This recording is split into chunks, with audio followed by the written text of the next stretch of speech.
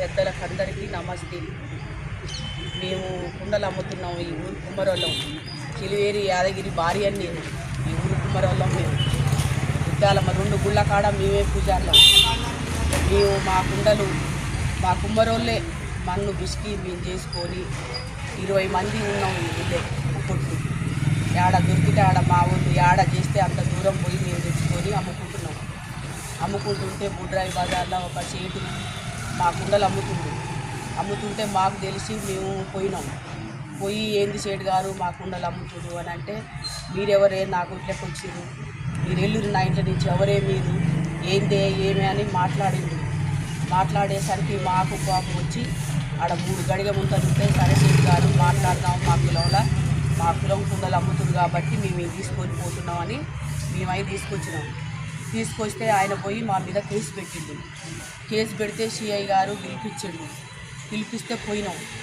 మరి ఆయన చెప్పేదే ఇంటుండు కానీ మేము చెప్పేది ఇంటలేదు. ఇక్కడికి ఉండేసరికి ఇక నా పెద్ద ఓడి గారు ఫోన్ చేసి, సారు ఇప్పుడు ఏంటి మరి మా ఊళ్ళ గది మా ఊళ్ళు చేసే బేరం అంటే, ఇప్పుడేం లేదు మీరు ఉదయం రాకూడదు అని అన్నాడు.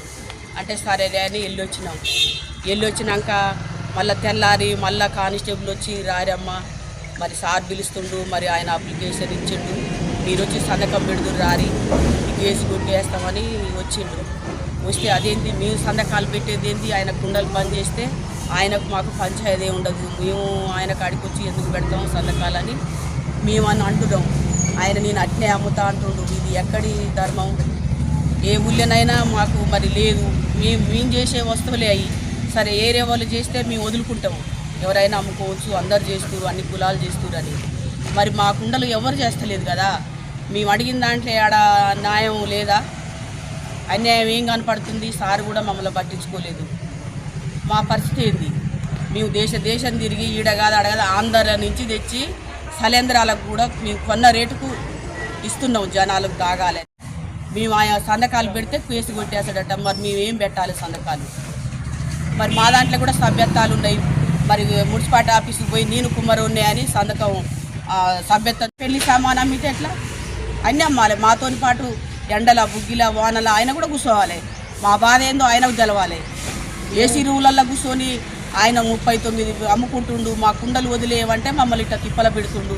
ఇప్పుడు 2 రోజుల నుంచి కొట్టు కూడా వాళ్ళు బాధపడుతుండ్రు. మరి ఆ చచ్చిపోయిన పీరిగలకు కుండలు ఇవ్వకుంటే ఎట్లా? మరి మేమేం చేయాలి? మమ్మల్ని వాళ్ళు తిడుతురు జనాలు. గింత దీపంతా కూడా ఆయన షాపులో ఉండొద్దు. ఆయనను చూసి ఇంకోళ్ళు అమ్ముతారు. మేము ఇట్లనే గొడవలు పెట్టుకుంటా పోవా? మేము మంచికి చెడుకు ఇంకా శ్రావణం వచ్చిందో అంటే జబ్బనే ఎల్లమ్మ బాండవలని మైసమ్మ బాండవలని మరి మేము పండగలకు పోవాలి. మరి ఆయన పోతాడా? చెప్పురి మాకు న్యాయం చేయాలి. మా డిమాండ్ 24 కొట్లున్నాయి. మాకే బేరాలు లేక మీ